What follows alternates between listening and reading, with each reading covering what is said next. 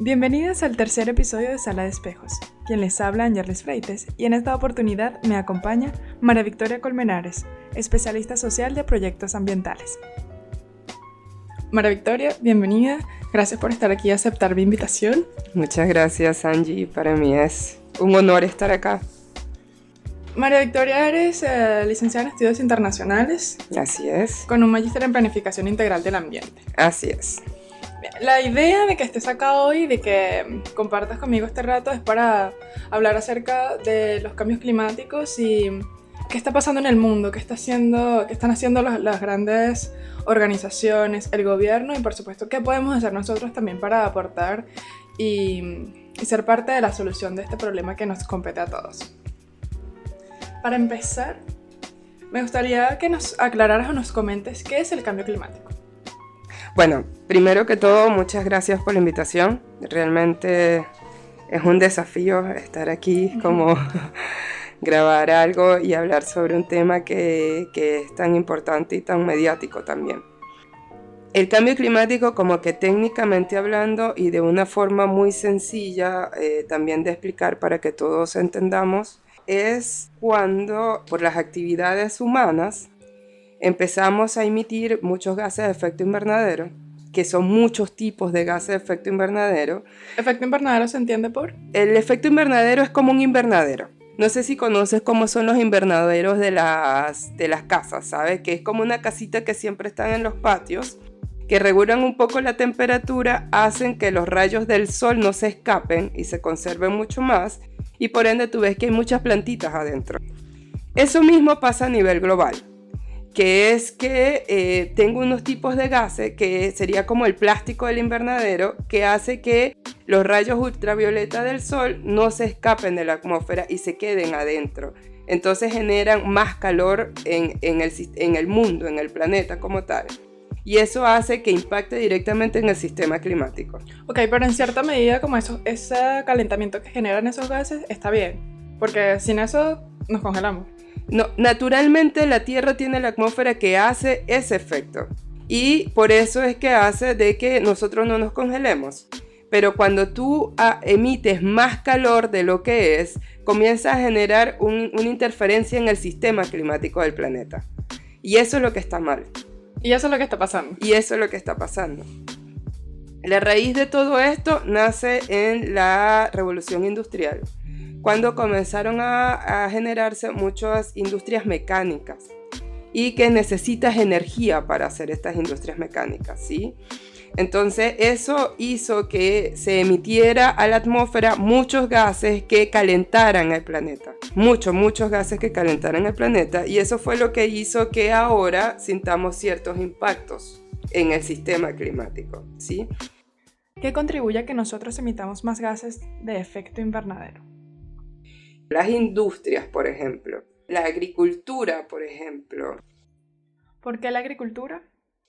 Porque ahí se utilizan muchos químicos, agroquímicos, que hace que emitan de efecto invernadero, y que también la agricultura es una de las principales causas de que se corten los bosques. Claro, para el espacio. Claro, necesito espacio y además que todos necesitamos comer. Y todos necesitamos arroz, maíz, trigo, necesitamos verdura, la papita. Verdura, claro, todas esas delicias que comemos todos los días. Y necesito cortar árboles para generar este tipo de actividades.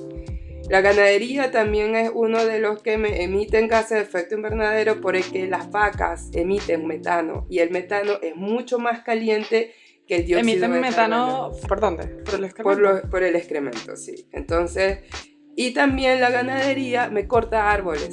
Y al cortarme más árboles, entonces también ahí estoy liberando CO2 a la atmósfera. Te lo estoy poniendo así como muy en general para que veas qué tan relacionados estamos nosotros con el problema. Porque muchas veces como que sí, hablamos del cambio climático y nos los imaginamos como algo muy externo a nosotros, y realmente está muy vinculado con los patrones de producción y consumo que nosotros tenemos actualmente en el mundo. Este proceso de darnos cuenta a nivel internacional de qué era lo que estaba pasando, que realmente había situaciones muy raras en el clima, se fue generando un diálogo a nivel internacional en la década de los 80-90, Y en el año 1992 se firma en Naciones Unidas la Convención de las Naciones Unidas Marco sobre el Cambio Climático. La Convención Marco de las Naciones Unidas sobre el Cambio Climático es su nombre real. Ahí los 192 países se pusieron de acuerdo y dijeron, sí, hay un tema que es complejo, que se llama cambio climático, que es una alteración en el sistema por nuestras actividades, por el sistema de producción y consumo que tenemos ahora, y que necesitamos reducir esas emisiones de gases, como que evitar de que se emitan más gases de efecto invernadero, gases que calienten la atmósfera, por eso se llama efecto invernadero. Y sí, tenemos que entre todos contribuir a esto. ¿Cómo lo hacemos? Entonces ahí los países acordaron ciertas acciones y lo que nos da esa convención son principios generales en donde todos nos comprometimos a hacerlo. Cuando se firman estos acuerdos, esta organización se encarga de vigilar de que realmente implemente la reducción de gases. Claro, en el sistema internacional todos somos voluntarios. Para que realmente eso tenga que tener un peso a nivel nacional, tengo que pasarlo por mi Congreso y hacerlo como una ley de obligatorio cumplimiento. Claro. Si eso no pasa, queda una declaración de principios y bueno, yo soy buena onda y estuve de acuerdo con ustedes, pero no necesariamente yo lo pongo en práctica. ¿Sí? Te apoyo, pero hasta ahí. Claro, a lo que me diga que realmente yo tengo que reglamentar y decir cuánto yo voy a reducir, en cuánto yo voy a contribuir, es un tema de un reglamento, por decirlo de esa manera, que en el sistema internacional se llaman protocolos. Entonces, cuando surge la convención en el año 1992, los países dijeron, ok, ya tenemos lo que es más grande, ahora necesitamos ir a la práctica. ¿Cómo bajamos esto? ¿Cuánto vamos a reducir? Números. Y en temas de números necesitamos compromisos globales. Y en esos compromisos globales surge lo que es el protocolo de Kioto. Que el protocolo de Kioto, los países dijeron, quienes son los responsables del cambio climático son los países desarrollados. Los países desarrollados porque son los industrializados, claro. Son los que tienen la mayor cantidad de industria y gracias a ello es que nosotros estamos como estamos, porque los países en desarrollo no somos los causantes del problema. Y eso es una distinción muy interesante que hace la Convención de Cambio Climático, que divide a los países desarrollados, que son los países que son como los más ricos, por llamarlos de tal manera, ¿sabes? En esos países desarrollados está Canadá, está Estados Unidos, Gran Bretaña, Francia, está Alemania, obviamente, estamos Japón, y ¿quién más podríamos decir? Suiza, todos estos países muy ricos, Dinamarca, Noruega, Suecia, si te estoy diciendo muchos países del hemisferio norte que son muy ricos. Actualmente son ricos, económicamente son gente muy rica, que a donde todos anhelamos ir porque son gente que son estables. Todo está perfecto, como que todo funciona, sí, pero son ellos los causantes del drama que vivimos ahora. Para llegar a esa economía grande que tanto nosotros anhelamos, necesitas tú devastar el mundo. Y eso fue lo que ellos hicieron, históricamente hablando, obviamente. ¿Qué pasa con China? China es un país que se está desarrollando, ¿sí? China es un país que tiene muchos problemas a nivel mundial, pero también es una potencia internacional, un país muy grande con muchísima gente, es el país más poblado del mundo, tiene una extensión muy grande también territorial, tiene el armamento militar, no armamento, sino como la milicia más grande del mundo porque tiene más gente también. Y China llegó y dijo, ¿sabes qué? Yo también quiero desarrollarme económicamente. ¿Y qué necesito? Devastar la naturaleza. Industrias. Necesito industrias necesariamente. Y bueno, y eso va ligado a todo un montón de problemas sociales, complejos, bueno, todo lo ambientalmente hablando que se pueda decir. Ya, por eso se forman estos dos bloques de países y dijeron, bueno, ya, quienes tienen que reducir los gases de efecto invernadero en el protocolo de Kioto son los responsables de este problema y quienes son los países desarrollados. Entonces, ellos comprométanse a reducir un porcentaje, cada uno dice qué es lo que va a reducir y bueno, y eso pasó en el protocolo de Kioto. ¿Qué es lo interesante del protocolo de Kioto? Que el principal emisor de gases de efecto invernadero históricamente es Estados Unidos y dijo, ¿sabes qué? Yo no voy a ratificar esto.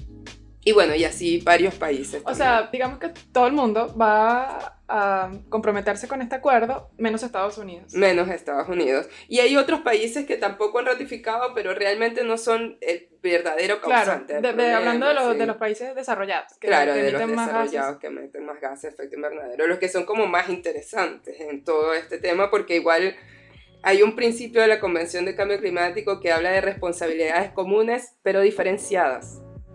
No todos tenemos la misma responsabilidad ante un problema global, porque hay unos que tienen históricamente más responsabilidad, que es más o menos el discurso de Venezuela, por ejemplo, ¿sí? Que a nivel global se habla de que una acción local tiene un impacto global, ¿sí? Y bueno, y son pequeñas cositas que se podrían hacer más, pero bueno, se está empezando ese proceso, hay mayor conciencia de las personas. En Chile, por ejemplo, en Santiago ya no se utiliza la bolsa de plástico. Sí. ¿Qué hay detrás de la bolsa de plástico? Petróleo. Emisiones de gases. Por ahí leí una noticia que decía como que también la bolsa de papel era contaminante, incluso un poco más que la de bolsa de plástico, por el tema de la madera. Eso, viene de árboles, viene de plantaciones forestales, y bueno, y de las plantaciones forestales no es lo mismo hablar de bosques, ¿sí? Y bueno, no es lo mismo un bosque de araucaria que un bosque o una plantación de eucalipto o de pino, que están hechas para hacer papel, ¿sí? Y cuando yo hago ese tipo de plantaciones tienen un fin en general. Se crean para producir. Se crean para producir y yo tengo que cortar al final ese árbol porque yo tengo que producirlo, y ese corte de ese árbol y la transformación de ese árbol también me emite gases de efecto invernadero. Porque cuando se habla del cuidado del ambiente, también se hace mención de dejar de comer carne. ¿Qué hay detrás de todo eso? ¿Qué hay detrás de comer carne? Es que yo tengo que tener una vaca. Para tener una vaca tengo que tener un territorio. Para tener ese territorio tiene que estar despejado sin árboles.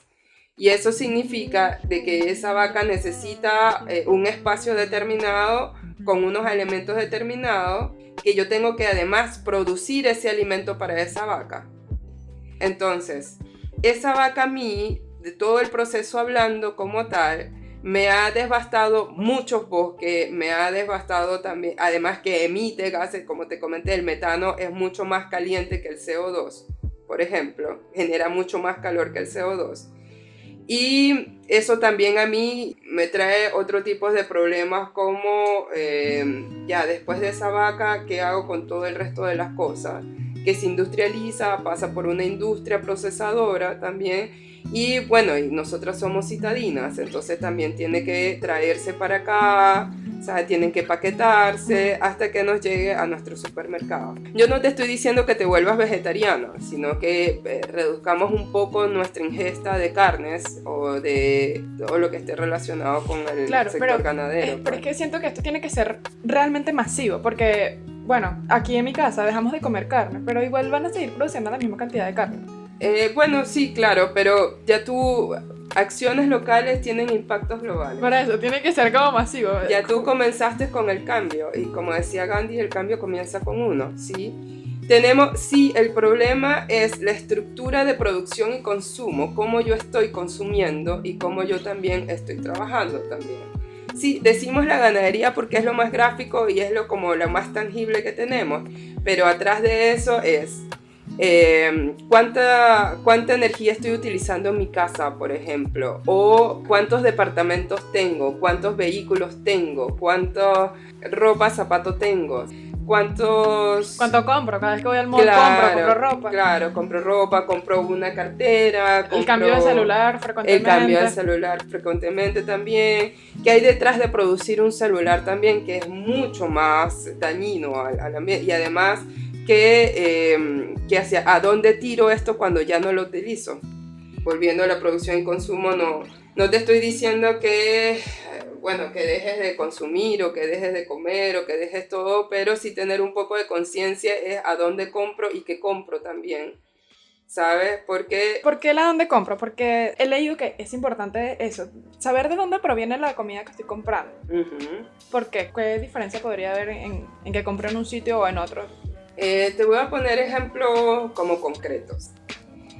Mi mamá es productora de café y cacao en Venezuela, y ella tiene un procesamiento y un cuidado de sus productos que ella vigila desde que la planta no tenga el químico de que no se deforestó ese espacio. Es un terreno muy chiquito además, entonces igual son cultivos que se puede hacer bajo sombra, es decir, bajo árboles, y que, bueno, que no se tenga tantos químicos, que se haga un manejo muy sostenible de la tierra, de ver como el tema de conservar las nacientes de agua, y es un proceso que es muy caro porque necesita mucha gente dentro del predio para que haga un buen manejo de la tierra, porque hay malezas que te dañan los cultivos y es mucho más artesanal, entonces necesitas más gente, necesitas pagarle, necesitas darle comida, ¿sabes? Entonces cuando tú le compras un producto a mi madre, que es directamente a ella, tú sabes el procesamiento, porque ella además de eso lo colecta manualmente, que los cultivos de café y cacao son muy artesanales también. Lo conectas manualmente, también se hace todo el proceso de despulpado, de tostado y de todo eso de manera también muy artesanal, hasta que llegas y tú te puedas servir tu café, ¿sí? En un tema industrial, ¿qué es lo que se hace? No se guardan las condiciones ambientales que se tiene que hacer, entonces utilizo mucho más agroquímico, a la gente le pago muy poco también, y lo que yo necesito es masa, es volumen. Y bueno, también las condiciones laborales de esas personas se pueden vulnerar, ¿sabes? Pasa mucho con la industria de la ropa. Puedo exigirle mucho más y pagarle menos, porque lo que yo necesito es cantidades, entonces por cantidad yo te pago lo más mínimo posible, y por un tema de necesidad la gente lo hace también, entonces así, y no cuido los procesamientos, tampoco te puedo cuidar cómo eso se va vigilando, el tema de los tostados, todo eso, hasta que llegue tu bolsa y de allí como que te desprenda. Entonces, y que la calidad del producto final también tiene una diferencia grande. Claro, también yo para rendir ese café también lo podría mezclar con otras cosas y ponerlo a tostar podría ser sin las condiciones sanitarias muy grandes. Te puedo poner ese ejemplo muy claro. Entonces tú puedes ver de que tienes un café, bueno, en Chile el tema del café es siempre caro porque aquí no hay cultura mucho de café. Pero tú puedes ver que hay unos cafés que son mucho más caros que otros y tú por temas económicos vas a comprar el más barato. Pero ¿qué hay detrás de eso? Quizás tú estás comprando a la persona a la industria que no le importó los trabajadores, a la industria que no generó los resguardos ambientales que se tenía que hacer, ni tampoco que se resguardó como el procesamiento sanitario completo. Entonces eso te sale mucho más barato. No te estoy diciendo que compres los más caros, pero sí tengas conciencia que es lo que va Pero, por detrás. ejemplo, ¿cómo saber, cómo identificar cuál es el producto que está hecho de manera responsable? Bueno, sí, de manera responsable, cuidando el ambiente, y cuál no. Claro, ahorita hay muchos certificados, hay muchos estándares internacionales que están respaldando productos que tú puedas decir, una vez vi en una ropa, ropa de estas que son como de trekking y eso, que tenía una etiqueta que decía, este producto está hecho con las condiciones laborables responsables para que el trabajador tenga su bienestar, por ejemplo. Y tú dices, ya, esta persona, o sea, cumplió con ciertos indicadores, ciertos estándares internacionales que realmente pueden tener ese sello, porque tener esos sellos son muy exigentes. Y en Chile hay muchos productos que tienen esos sellos. ¿Qué significa eso? Que es mucho más caro. Los organismos o el gobierno debería trabajar en eso, en que también esos productos puedan ser accesibles a las personas normales. Claro, necesito subvencionarlo y no sé si eso sea una prioridad para el país. Tú como presidente de la República, ¿tú qué harías cuando realmente tienes un país en donde tienes mucha hambre, en donde tienes mucha pobreza? Pues te voy a poner Venezuela. Ay, me siento Guaidó. Más allá de la tendencia política que tengas, tú tienes Venezuela, que tienes muchos problemas sociales, económicos. ¿Qué es lo que tú vas a hacer? ¿Vas a estar subvencionando la calidad de una comida o realmente lo que tú vas a hacer es una mirada a problemas complejos como la pobreza, por ejemplo, y erradicar la pobreza? Necesito exportar petróleo lo más que pueda, siendo sinceramente hablando. Bueno, creo que sí, o sea, se produciría como la cantidad de alimentos necesarios para poder abastecer lo que se tenga que abastecer y poder cubrir las necesidades del pueblo de inmediato, pero de una manera que salga de la crisis, comenzar a desarrollar un país que sea responsable con el medio ambiente. O sea, en la medida de lo posible, más allá de los intereses del gobierno, pero en la medida de lo posible tratar de ser responsable y bueno, si puedo generar alimentos que sean que sea de manera responsable y que además sea accesible al pueblo, creo que podría que podría lograrse, pues, pero debería ser un objetivo del gobierno. ¿Por qué crees que existe el cambio climático? Bueno, por la irresponsabilidad del gobierno y también por los intereses de los presidentes de cada pueblo, de cada nación, de ser mejor que el otro o de poder cubrir las necesidades de su pueblo de manera más rápida. Como crecer y crecer. Y como para crecer, mira, no tengo tiempo para esperar que nazcan más árboles naturalmente o necesito este espacio para poder tener industria. Entonces, haciéndolo de una manera desmedida se crea este problema que no lo hace solo un país, sino lo hacen muchos. Entonces, también como la desinformación, que yo siento que parte del gran problema es como la desinformación de las personas. ¿Qué es esto? Mira, a mí me encanta comprar ropa, compro zapatos, compro esto y de verdad no tengo idea de la acción que estoy haciendo. Entonces es como que no sabemos el impacto que tiene cada cosa que hacemos. Entonces, sinceramente sí, todos somos parte, pero creo que los grandes responsables pues, han sido los gobiernos durante muchos años. Claro, ahí una vez escuché a un señor que se llama Daisaku Ikeda, que trata el tema ambiental dentro del egoísmo. ¿Sí? Tiene mucho que ver con el egoísmo que tenemos como seres humanos. Y ahí es donde es como el eje principal de todo, ¿sabes? Estas cosas, sí, es un ideal muy lindo y que de tener alimentos de manera responsable, ropa de manera responsable, es un ideal precioso y hacia allá vamos, ¿sí? Lento, pero vamos. Lo que sí es que ¿qué tanto quiero yo tener? Y además, ¿qué tanto quiero acaparar yo también? ¿Sabes? Socialmente hablando, se habla de riquezas cuando tú tienes más casas.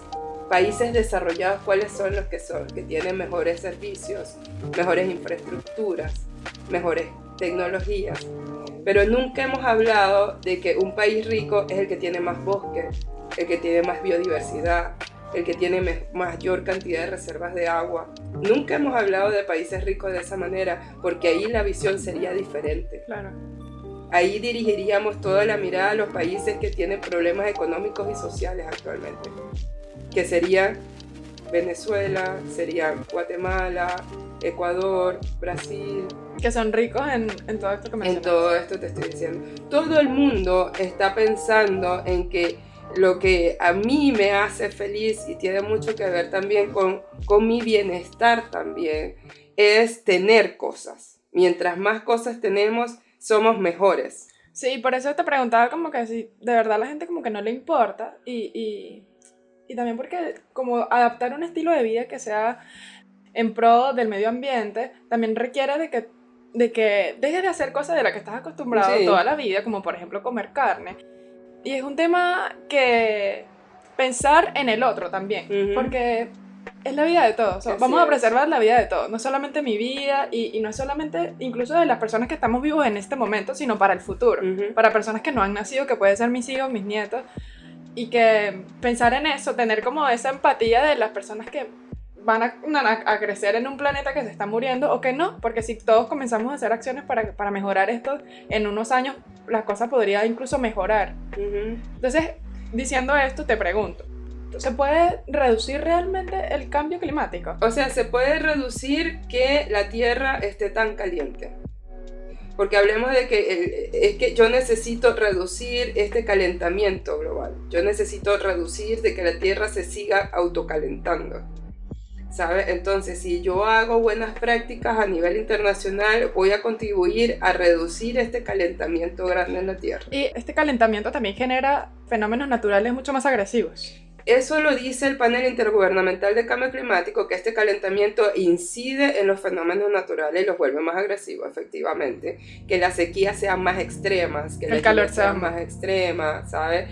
Y bueno, y como estamos calentando el planeta, hay derretimiento de los glaciares, entonces hay aumento del nivel del agua y por ejemplo hay islas que van a desaparecer y que ya están sufriendo. Y países que también están como en alerta, dicen nos vamos a morir. Sí. Yo lo que invito es a que pongamos en duda todo y que bueno, siempre estemos como en esta sed de conocimiento, pues como de ver diferentes miradas, diferentes perspectivas, y bueno, y tener como más claro qué es lo que yo puedo contribuir. Por ejemplo, una acción que hago, que trato de hacer, pero para ello igual hay que tener como ciertos conocimientos y eso, o sea, digo, como mayor poder adquisitivo, más que otra cosa, es que yo le compro a comerciantes locales, por decirte algo, y compro a productores locales también, ¿sabes? Cuesta un poco más caro, pero es porque es su trabajo, ¿sí? Trato de que los huevos sean de un predio de una señora, por decirte algo. Y bueno, y le compro eso. O la miel la traigo, por ejemplo, del sur, que sí, me van a decir que el traslado también emite gases de efecto invernadero, pero es una propietaria local. Trato de que los productos sean de productores locales, lo más que pueda, porque aquí en Santiago es bien difícil conseguir esos productos y cuando lo consigues son muy costosos también. La ropa que compre que sea de una calidad de manera tal que me pueda durar para muchos años, ¿sabes? Entonces no es que cada temporada yo estoy cambiando de ropa, ¿sí? Y es una lucha muy interna porque también como mujer como que quiero estar a la moda, claro, lucir bien. Igual ahí, aquí por ejemplo he visto mucho que hay empresas o negocios, emprendimientos que se encargan de vender ropa usada en buen estado. Entonces también es como cambiar eso de no querer usar ropa usada por el prejuicio que se tenga. Entonces como también incentivar a las personas que no hay nada malo con que te pongas algo que ya ha sido usado, que esté en buenas condiciones, precisamente para no tener que comprar ropa nueva, claro, que ha tenido un proceso negativo para el ambiente. Otra pregunta que quería hacerte: ¿crees que reducir la tasa de natalidad en los países contribuye a la preservación del planeta? Sí, lo creo, porque al final el problema son los seres humanos. En todo este proceso, de hecho, la convención dice de que las emisiones es por las personas. Y realmente quienes somos el problema somos nosotros los seres humanos. Mientras menos seres humanos hayamos, es como mejor para el planeta, ¿no? Pero entraste en un tema moral que es muy difícil, un tema ético que es muy difícil también de manejar. Ok, no podemos, si quieres no profundizamos, pero dejarlo allí. O sea, te voy a hablar de una política pública china, por ejemplo. Una medida de mitigación para contribuir a reducir los gases de efecto invernadero es el control natal. Entonces, una familia puede tener máximo 2 hijos. Si tiene 3, lo tienen que matar. Wow. Y si es niña, más aún. Claro, se puede reproducir. Claro, las niñas son un problema y las mujeres son un problema porque son las que dan vida. Entonces, claro, un control de natalidad es que también tiene que ver un proceso de que, bueno, ¿cómo hago para hacer una educación sexual que sea acorde también con las culturas que tenemos? También tenemos una sobrepoblación mundial o bueno, este estándar, por lo menos yo soy muy recriminada porque yo tengo 34 años, no estoy casada y no tengo hijos. Y bueno, y vivimos en una sociedad suramericana en donde tú como mujer, tu felicidad plena es al lado de un marido y tener hijos. ¿Sí? Entonces comienzan también socialmente a cuestionarte de por qué tú no tienes hijos, y no solamente uno, tienes que tener varios. Estás entrando también como un tema que es mucho cultural, que es muy ético. Claro, entiendo, pero controlar un poco esa tasa de natalidad en los países pues también sería como un factor que permite aportar pues a la preservación del medio ambiente. Entonces ya sería decisión de cada quien como de qué manera puede contribuir. Yo creo que por algunos años yo voy a contribuir no teniendo hijos. Ya veremos más adelante. Bueno, es que creo que es una buena manera para... Claro, pero gubernamentalmente hablando es un tema muy complejo que los países no se quieren meter porque estaríamos hablando de matar gente. Sí, bueno, creo que ya hay alternativas no tan radicales de decirle no tengas un tercer hijo porque lo vamos a matar, porque ya también estaríamos incurriendo en otro problema, pero sí el tema de educación sexual o acceso a los métodos anticonceptivos, como un tema de conciencia, más responsabilidad social de tener que llegar al punto de tener que matar a una persona porque ya eso también está mal. Claro, hay algo interesante que tocaste tú, que bueno, una vez escuché a mujeres hablando, y mujeres campesinas además, y mujeres campesinas indígenas, que son también bien particulares, y que ellas decían, oye, el problema es las personas, tenemos mucha gente, decían ellas. Y bueno, ya, ¿y cómo solucionamos ese problema? Entonces le preguntaba yo, educación sexual. Y yo, ¿en serio? ¿Ustedes me están diciendo educación sexual? Porque igual es un tema cultural, es un tema...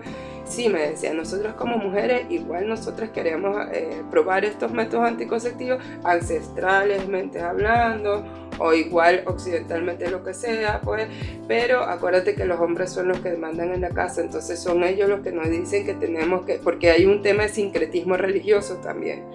En ese momento ellas me decían, pero acuérdate que los hombres nos dicen que bueno, que si Dios le da 7 hijos, nosotros tenemos que tener 7 hijos, pues.